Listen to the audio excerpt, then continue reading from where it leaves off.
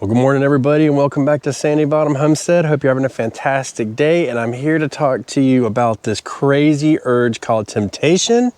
It is ripe time for that, but I just want to save you from yourselves. Spring is fast approaching and we're getting warmer and warmer weather here in coastal North Carolina. And this is something that we need to be aware of. And you may hear something very faintly telling you in your ear, then just put the plant in the ground. It's 75 degrees today. If the sun was out, it'd be even warmer. You're not supposed to get anything colder for the next 10 days. So what?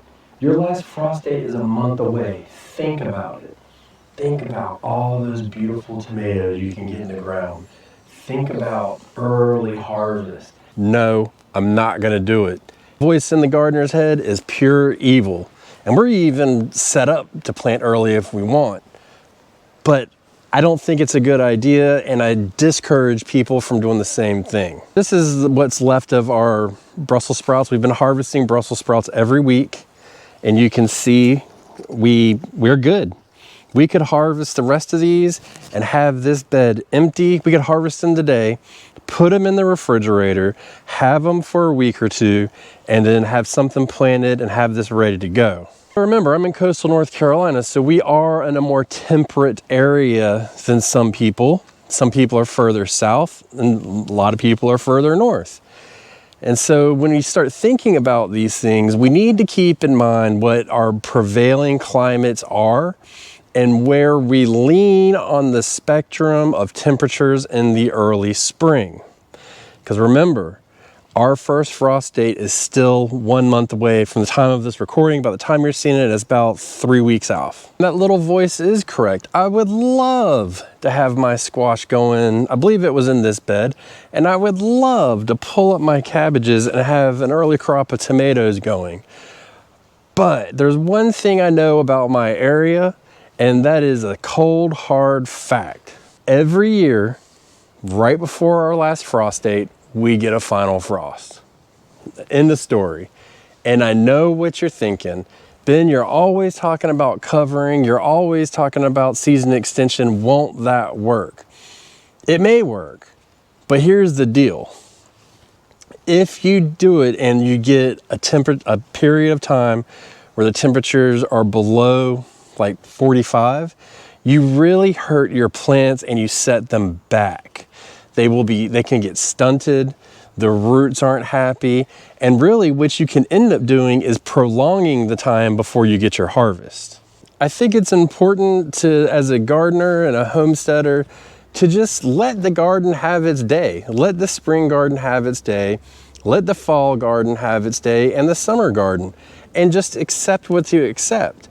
If, let's say you just found this channel and you're not on the mission of starting planting earlier, then it is what it is. You just archive that knowledge and you put it in for the future. And look, there's a reason on this channel, since a lot of you have been following me since about December, that you have not heard me say we're gonna plant our tomatoes earlier and earlier. We're always talking about these cold weather crops, right? Because they can handle cold weather. They're bred and made for it. They're designed for it. Whereas your tomatoes, peppers, squash, melons, eggplants, I mean, you just go down the line, everything that you would harvest in the summer, it's not made for that. It doesn't like the cold weather. And so when we talk about cold for these different crops, cold is two different things. So freezing is death. Cold is like 40 to 45 degrees, and I've done it before, and you know what? My harvest was later than if I waited until the appropriate time when the ground temperatures were good, so things could just grow and be prolific in the conditions they like. And that's just all there is to it. So don't fall into temptation this time of year, because it is very easy to do, and just tune that out in your head and stay true to your course. Make your plans and stick to them. Just imagine you get everything going and it looks good, and then you get that frost and you come out and boom, it's dead. Or you get a couple cold days, cooler than normal days or something, and you've lost. You've lost the battle, and you're not gonna win. You're not gonna bring it back, and you're almost gonna have to start over. And if you've been starting your seeds, and guess what? Now you're going to buy transplants because you stuck them all in the ground early, and it's not a good situation to be in. So please don't do that.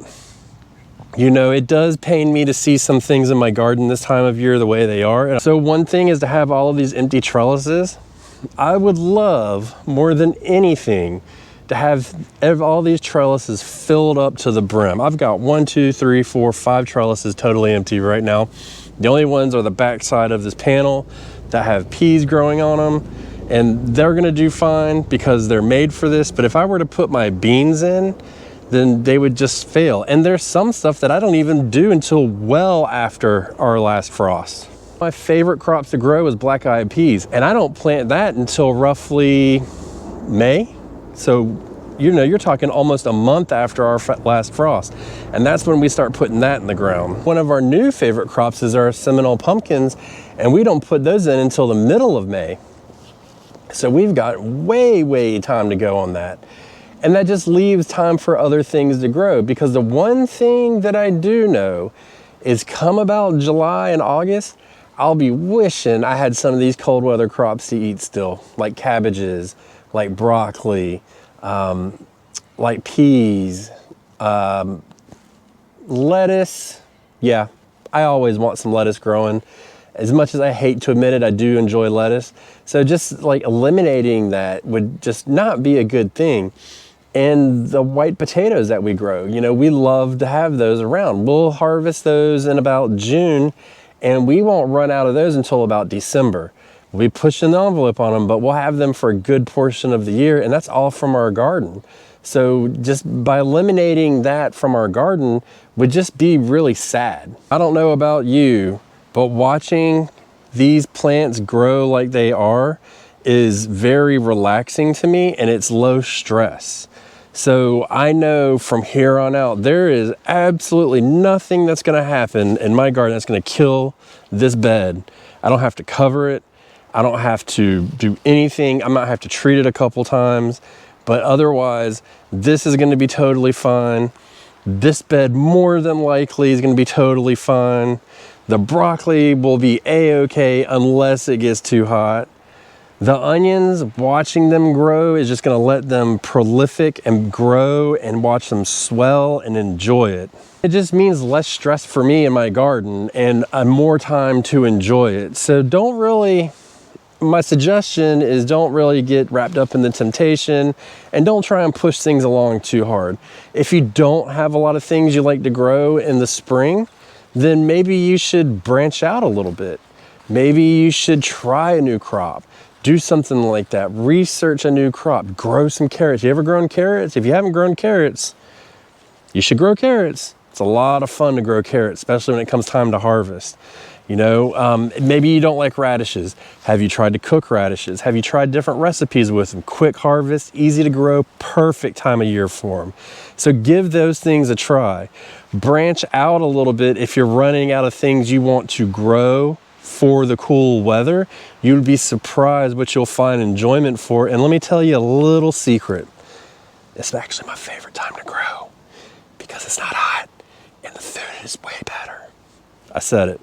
I don't even like tomatoes. I still grow them, but I don't like to eat them raw.